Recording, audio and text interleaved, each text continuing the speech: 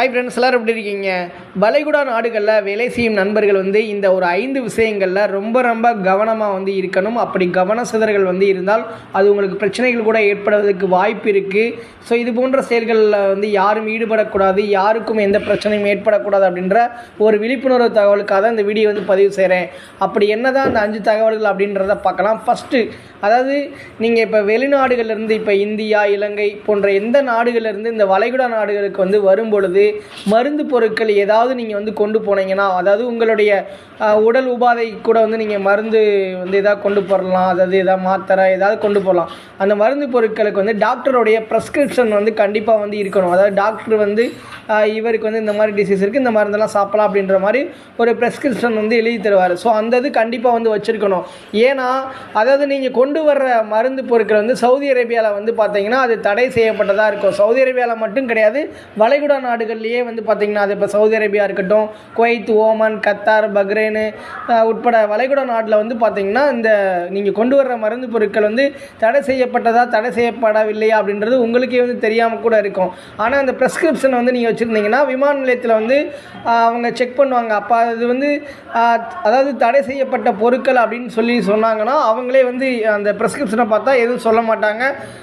உண்மையாகவே ரொம்ப தடை அப்படின்னு சொன்னால் அவங்க அனுமதி வழங்க மாட்டாங்க, அவங்களே வாங்கி வச்சுக்கிடுவாங்க. சப்போஸ் நீங்கள் ப்ரிஸ்கிரிப்ஷன் கொண்டு வராமல் நீங்கள் வெறும் மருந்து மாத்திரை மட்டும் இட்டு வந்தீங்கன்னா அது விமான நிலையத்திலே கைது செய்யப்படக்கூட வாய்ப்பு இருக்குது. விமான நிலையத்தில் மட்டும் கிடையாது, அதாவது நீங்கள் வேலை செய்கிற இடத்துல கூட. இப்போ ரீசெண்டாக ஒரு சம்பவம் கூட நடந்துச்சு சவுதி அரேபியாவில்.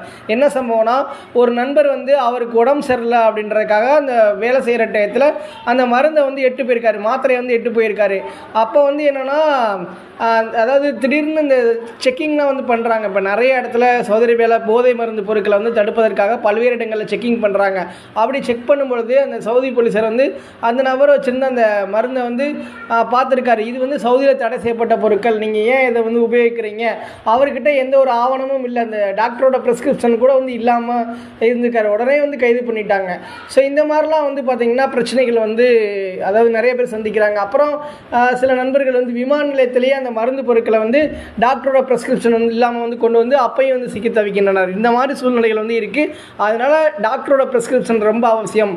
ரெண்டாவது விஷயம் என்னென்னா, இப்போ நீங்கள் சவுதியில் வேலை செய்கிறீங்க, சவுதியிலன்னு மட்டும் கிடையாது, வளைகுடா நாடுகளில் வேலை செய்கிறீங்கன்னா உங்களுடைய ஐடி ப்ரூஃப் இருக்குது பார்த்தீங்களா. இப்போ சவுதியிலனா எக்கமாக இருக்கும், அது மாதிரி ஒவ்வொரு நாட்டிலையும் நீங்கள் உங்கள் ஐடி ப்ரூஃப் இருக்குது பார்த்தீங்களா. இப்போ எமிரேட்ஸ் சைடு, யூஏஇலாம் இருக்கும். ஸோ அந்த மாதிரி உங்களுடைய சம்பளம் எவ்வளவோ அந்த சம்பளத்தை மட்டும்தான் நீங்கள் ஊருக்கு அனுப்புறதுல எந்த பிரச்சனையும் கிடையாது. உங்கள் சம்பளத்தையே 1 மாதம் 2 மாதம் நீங்கள் சேவ் பண்ணி அனுப்புறதுல எந்த பிரச்சனையும் கிடையாது. பட் ஆனால் உங்கள் ஐடியை பயன்படுத்தி 4-5 பேருக்கு பணம் அனுப்புறீங்கன்னு வச்சுக்கோங்க, அது உங்கள் மேலே விசாரணைக்கு உட்படுத்தப்படுவீர்கள். ஏன்னா இவர் நீங்கள் இவ்வளோ தான் சம்பளம் வாங்குறீங்க, எப்படி இவ்வளோ அதிகமான சம்பளத்தை நீங்கள் அனுப்புகிறீங்க அப்படின்றதுக்காக ஒரு விசாரணைக்கு உட்படுத்தப்படுவீர்கள் அப்படின்ற ஒரு தகவலை தெரிஞ்சுக்கோங்க.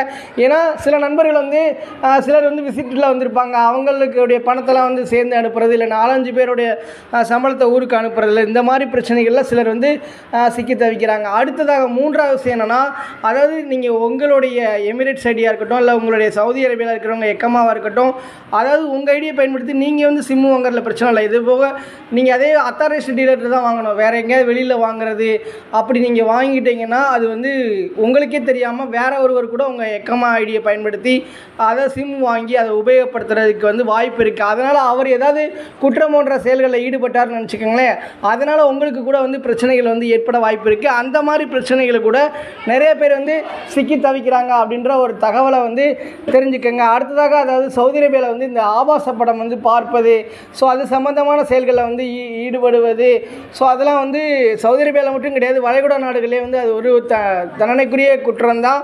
அதாவது சில வெப்சைட்லாம் பார்த்திங்கன்னா சவுதி அரேபியாவில் அலோடு கிடையாது, வளைகுடா நாடுகளே அலோடு கிடையாது. அதனால் விபிஎன்லாம் பயன்படுத்தக்கூடாதுன்னு சொல்லியிருப்பாங்க. ஸோ அதனால் பொது இடங்கள் வெளியிலலாம் நீங்கள் செல்லும் பொழுது அந்த மொபைலில் விபிஎன் இருந்து அதை போலீஸ் அதிகாரிகள் பார்த்தாங்கன்னா அது கூட உங்களுக்கு பிரச்சனைகளுக்கு வழிவகுக்கும் அப்படின்ற ஒரு தகவலை வந்து தெரிஞ்சுக்கோங்க.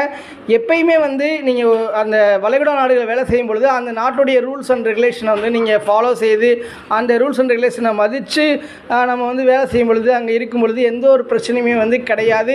அதாவது தேவையில்லாத பிரச்சனைகளை வந்து ஈடுபடுவது தான் வந்து பார்த்திங்கன்னா பிரச்சனை.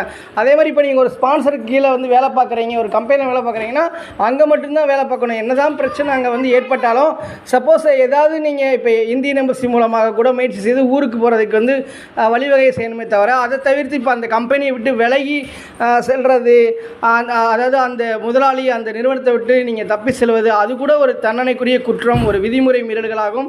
அதனால் கூட சிக்கல்கள் வந்து ஏற்படும். ஸோ இந்த மாதிரி செயல்களில் வந்து ஈடுபடாமல் நீங்கள் உங்களுக்கு பிடிக்கலையே அந்த நிறுவனத்தில் எப்படியாவது எக்ஸிட் வாங்கிட்டு நீங்கள் ஊருக்கு போயிட்டு அடுத்து வேறு ஒரு கம்பெனியில் புதிய விசாவில் வருவது தான் சிறப்பு. ஓகே ஃப்ரெண்ட்ஸ், இந்த தகவல் பயனுள்ளதாக இருந்திருக்கும்னு நினைக்கிறேன்.